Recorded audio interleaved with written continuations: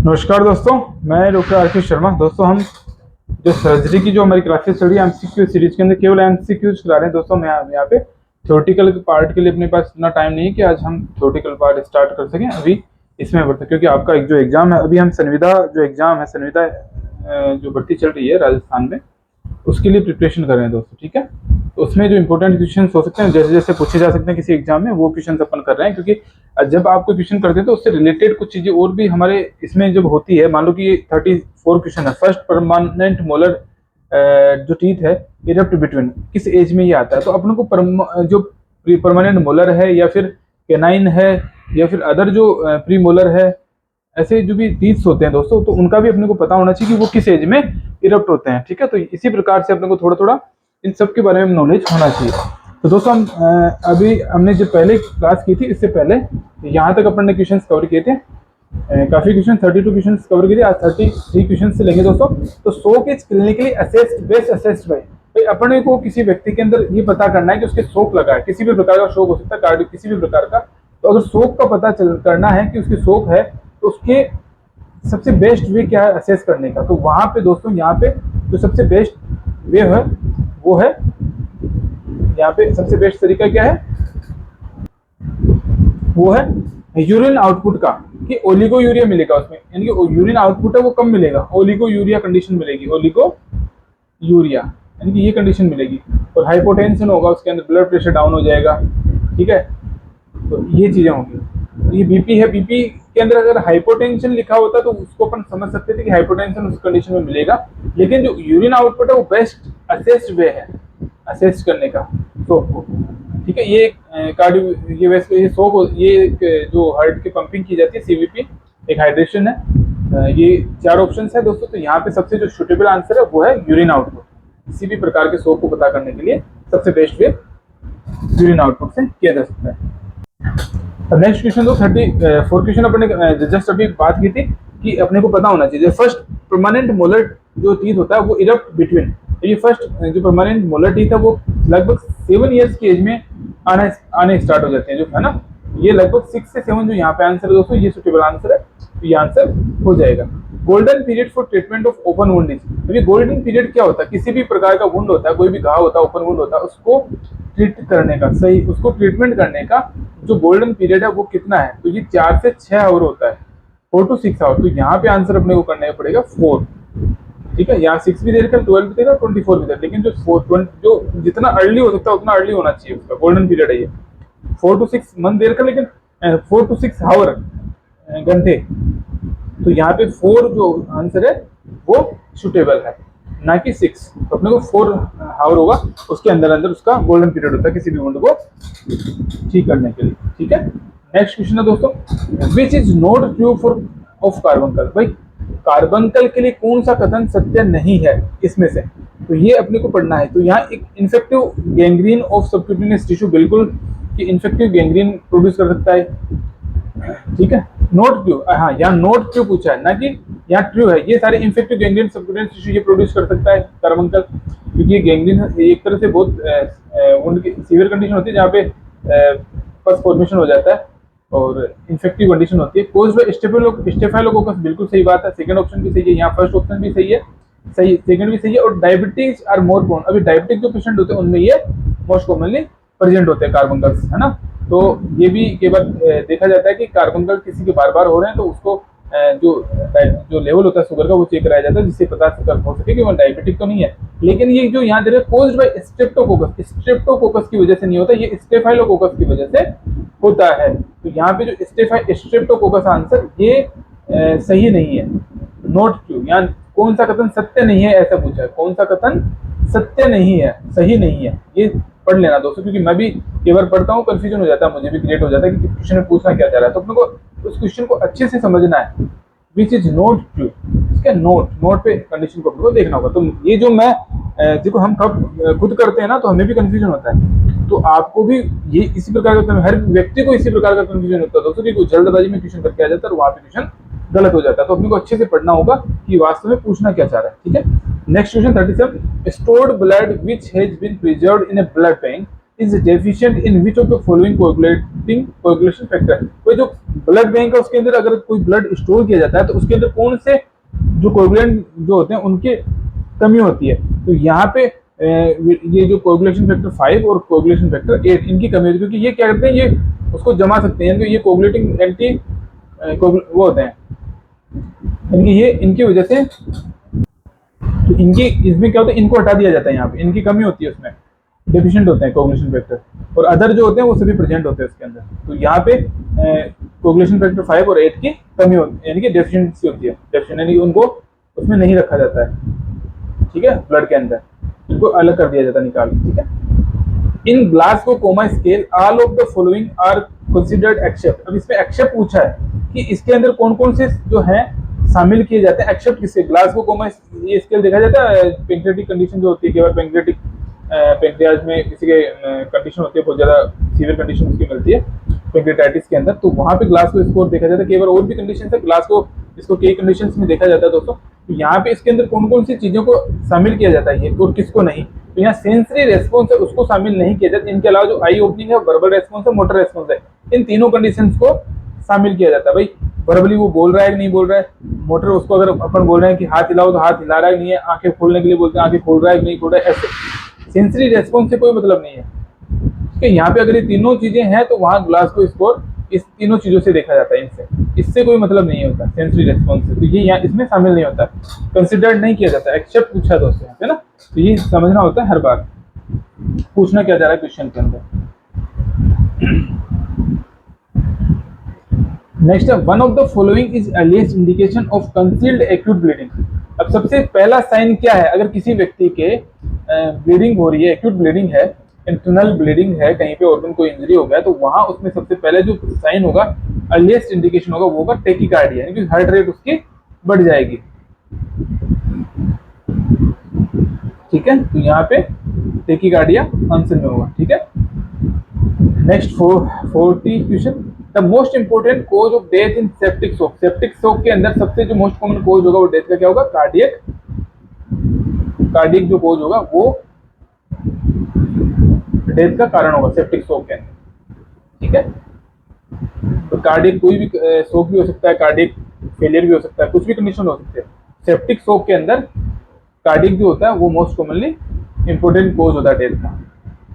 Shock is clinically, हाँ ये दोस्तों दोबारा आ गया क्वेश्चन, अपन ने यहाँ पे ये क्वेश्चन था,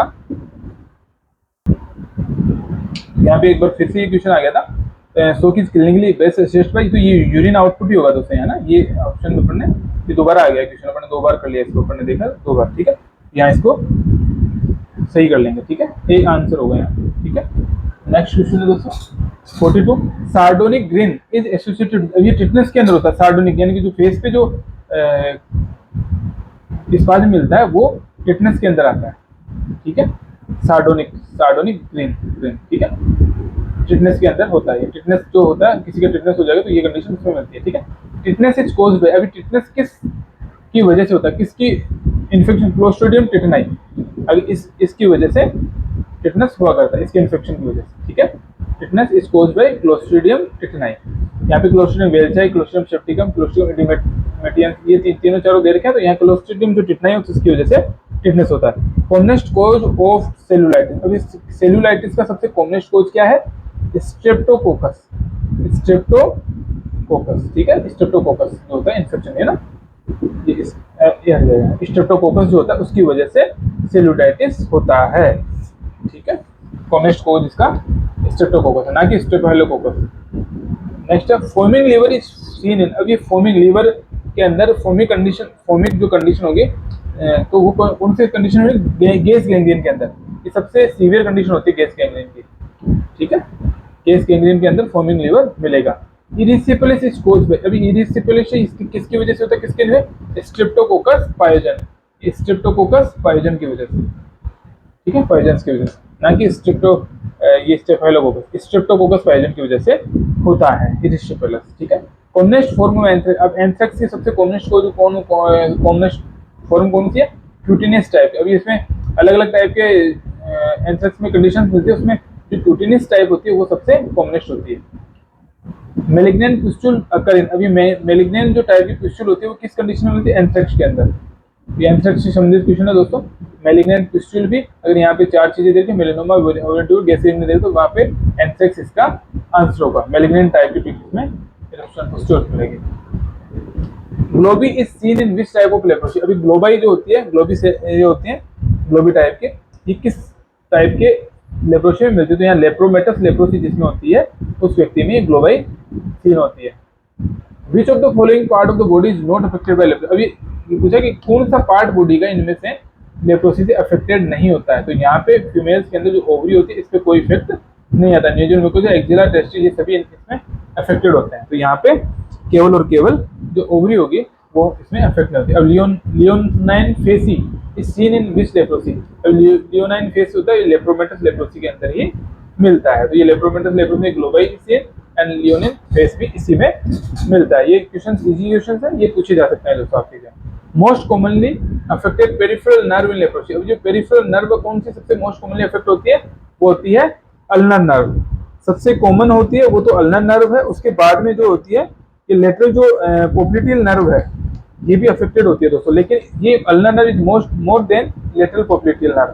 तो यहाँ पे अगर पोप्लिटियल नर्व और लेटरल, ये अल्नर और पोप्लिटियल देकर के यहाँ बोथ पूछा जाता है तो बोथ के अंदर ये दोनों आंसर हो सकते थे, लेकिन अगर ये 4 ऑप्शन दे रखे हैं, चारों में अलग अलग है, तो यहाँ अल्नर नर्व का आंसर करना होगा मेनली। अल्नर जो नर्व है वो मोस्ट कॉमनली अफेक्टेड होती है। ठीक है, नेक्स्ट क्वेश्चन है दोस्तों, mouth eaten alopecia is in, ये माउथ इटन जो एलोपेशिया था वो सिफिलिस के अंदर होता है दोस्तों। सेकंड जो सेकेंडरी सिफिलिस होता है उसके अंदर ये कंडीशन मिलती है ना। सेकेंड सिफिलिस भी प्राइमरी और सेकेंडरी दो टाइप के होते हैं, उसमें सेकेंडरी जो सिफिलिस होगा, सेकेंडरी सिफिलिस, उसके अंदर ये कंडीशन मिलती है। और एक है मून्स मोलर सीनियन, अब ये भी क्या होता है? सिफिलिस के अंदर ही होता है मून्स मोलर। ये भी क्या होता है? कंजेनाइटल सिफिलिस होता है, कंजेनाइटल ही प्रेजेंट होता है। इसके अंदर क्या होता है? जो टीथ होते हैं ना, जो दांत होते हैं सामने से ऐसे हो जाते हैं मून टाइप के, जैसे ये टीथ है ऐसे मून के जैसे मून होता है, ऐसे ऐसे ऐसे जो टीथ होंगे सामने वाले, जस्ट सामने वाले टीथ मून के जैसे आते हैं, ऐसे हो जाते हैं। ये स्मॉल डोम शेप्ड हो जाते हैं। ठीक है, रूडिमेंट्री टाइप के, रूडिमेंट्री टाइप भी बोल सकते हैं इसको, रूडिमेंट्री टाइप। और अपन ने एक बात की थी स्मॉल डोम शेप्ड, ठीक है। टीथ किस, अब ये बोले रूडिमेंट्री और डोम शेप्ड टीथ किस में मिलते हैं? तो मून, ये सिफिलिस के अंदर ही होते हैं ये। ठीक है, 53 क्वेश्चन है दोस्तों। विच ऑफ द फॉलोइंग अबाउट यान इज इनकरेक्ट, यान जो डिजीज होती है उसके बारे में कौन सा कथन सत्य नहीं है? तो यहाँ सेक्सुअली ट्रांसमिटेड ये कथन सत्य नहीं है। HIV जो होते हैं वो सेक्सुअली ट्रांसमिटेड, ये इसका कोई ये सेक्सुअली ट्रांसमिशन का कोई रोल नहीं होता है यहाँ पे। ट्रिपेनोमा पर्टूनेट की वजह से होता है, direct contact penicillin is used in the treatment, ये भी इसका आंसर सही है। तो यहाँ सेक्सुअली ट्रांसमिटेड नहीं होता। एक serum pox is seen among which player, अब ये सीरम पॉक्स होता है, ये सबसे मोस्ट कॉमनली और जो रग्बी प्लेयर होते हैं उनके अंदर मिलता है, प्लेयर्स के अंदर। ठीक है, तो यहाँ पे जितने इनमें सभी में मोस्ट कॉमनली किसी न किसी प्रकार का होता है पॉक्स, लेकिन ये जो सीरम पॉक्स है वो रग्बी प्लेयर में होता है। 55 क्वेश्चन है दोस्तों यहाँ पे।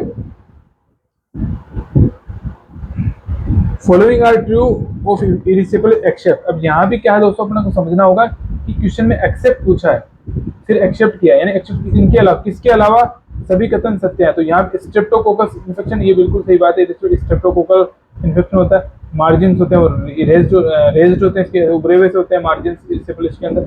और ये कॉन्टाजियस और इन्फेक्शियस, ये कॉन्टाजियस होता है, इन्फेक्शियस होता है, ये कथन सत्य नहीं है। ये नॉन कॉन्टाजियस और नॉन इन्फेक्शियस होता है, एक है ना, लिमिटेड होता है ना, ट्रांसफर नहीं होता है। तो यहाँ पे आंसर सेकेंड होगा, बी आंसर करना पड़ेगा दोस्तों यहाँ पे अपने को ना।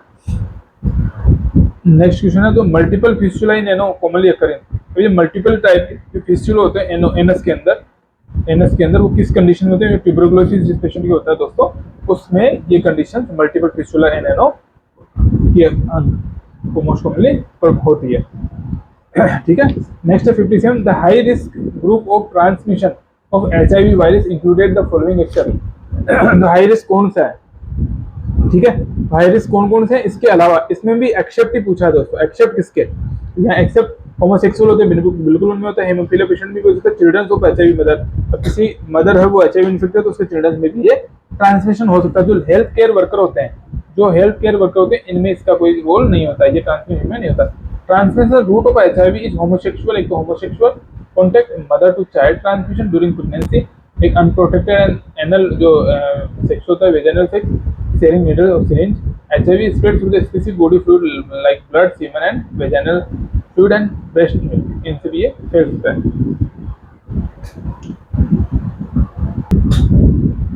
नेक्स्ट क्वेश्चन देखेंगे दोस्तों, A mentally retarded child aged 12 years has multiple painful discharging shining white lesions around the anus। ये जो एनस के सराउंडिंग में छोटे छोटे ऐसे शाइनिंग टाइप के अल्सर्स मिलेंगे, है ना, रीजन मिलेंगे।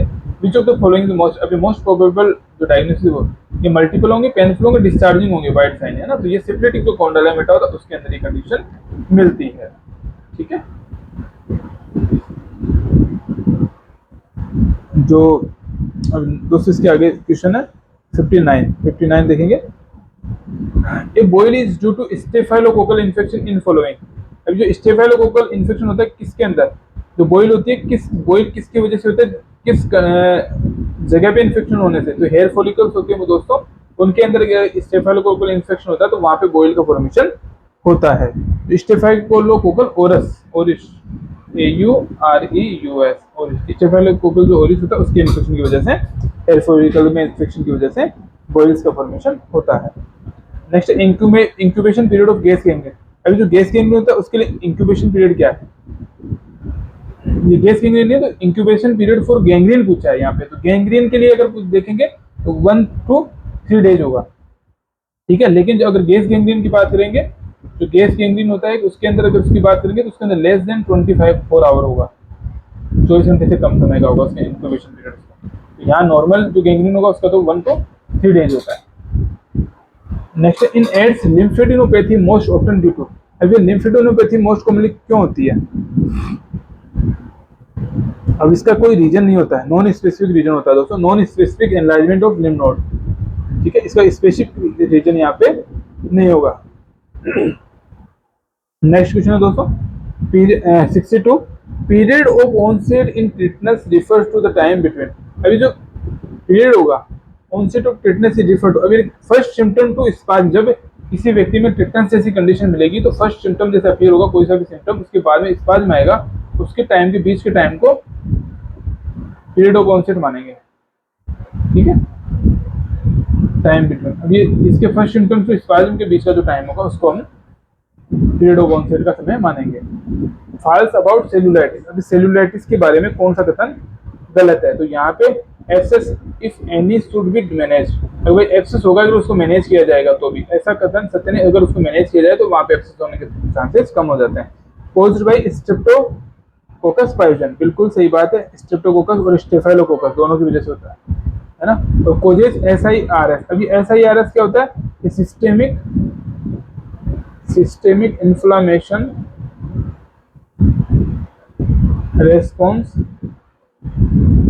सिंड्रोम, ठीक है। तो ये इसमें इसका कोई रोल नहीं होता, ठीक है। ऐसे सिस्टेमिक इन्फ्लेमेशन होता है सेलुलाइटिस की वजह से, रेस्पॉन्स है ना सिंड्रोम, ये भी सही है, कोजेज है ना ऐसा याद है, और कोज बाय स्ट्रेप्टोकोकस और पाइजन और स्टेफिलोकोकस की वजह से हो सकता है, ठीक है। और ये अपने पहले जो बात की थी दोस्तों, एक जो अपन ने छोड़ दिया था कॉन्डाइलोमेटा, अपने 58 क्वेश्चन के अंदर बात की थी, 58 क्वेश्चन के अंदर जो ये कॉन्डाइलोमेटा होता है ये किसकी वजह से होता है, सिम्प्लिटिक कॉन्डाइलोमेटा, ये ट्रिपेनोमा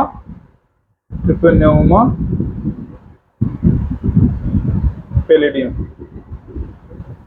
ठीक, उसकी वजह से होता है कॉन्डाइलोमेटा ना। ये भी अपन ने चर्चा वैसे कर ली, इसके पहले भी अपने क्वेश्चन आते हैं, ठीक है। नेक्स्ट क्वेश्चन है दोस्तों,